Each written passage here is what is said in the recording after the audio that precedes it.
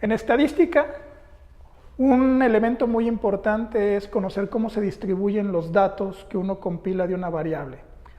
Particularmente cuando uno habla de variables continuas, acuérdense que son números que pueden admitir decimales entre unidad y unidad, los podemos graficar mediante un histograma y a través de un tratamiento a esa gráfica podemos construir una curva. De esto se dieron cuenta varios estadísticos en el siglo XVII y siglo XVIII.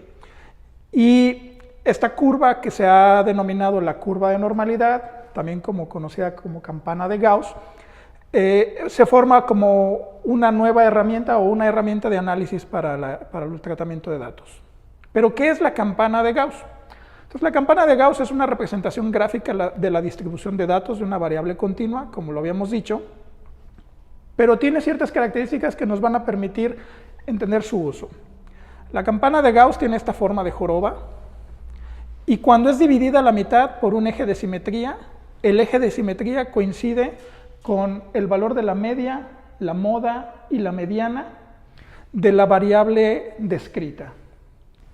También esta curva, en donde cambia de cóncava a convexa o de convexa a cóncava, se denominan los puntos de inflexión, y en esos puntos, cuando los proyectamos sobre el eje de cómo se distribuyeron los datos, vamos a encontrar que la distancia que hay entre el valor donde coincide el punto de inflexión y la media equivale al valor de la desviación estándar. Hay que recordar que la desviación estándar es una medición de la variación de los datos en la muestra medida. Entonces, además de esta información, también tenemos que la curva al final, sus extremos son asintóticos porque siempre hay un participante, o al menos un participante, una persona que obtuvo alguno de los valores extremos. ¿Qué más nos puede dar esta información? Pues bueno, sabemos que cuando delimitamos la curva por los puntos de inflexión y tomamos un rango en donde medimos la media y delimitamos a más o menos una desviación estándar, el área que queda delimitada de la curva equivale al 68% de la misma.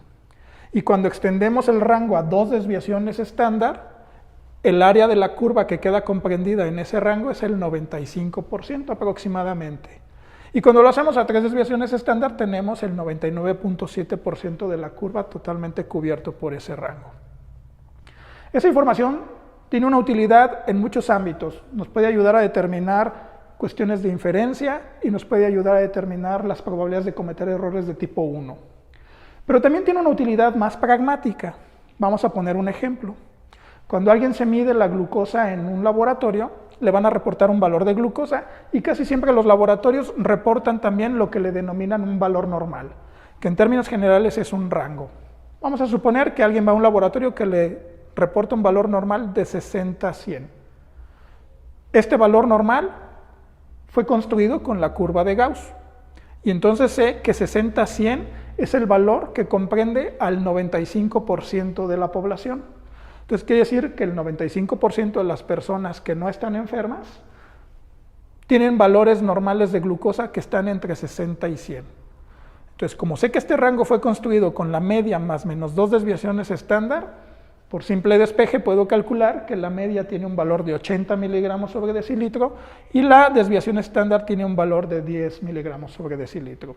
Y esto nos da una idea de cómo se comportan varios de los valores de importancia clínica que reporta un laboratorio y comprender su naturaleza para posteriormente poder determinar si lo que estoy observando es un valor normal extremo o es un valor de alguien que probablemente esté enfermo.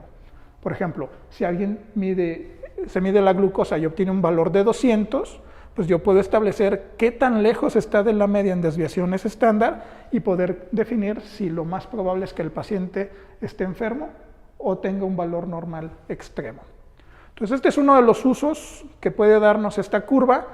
Les digo, existen otros distintos, pero uno de los que cotidianamente enfrentamos con ellos los clínicos y muchas de las personas es los valores de normalidad que provienen en un estudio de laboratorio. Muchas gracias.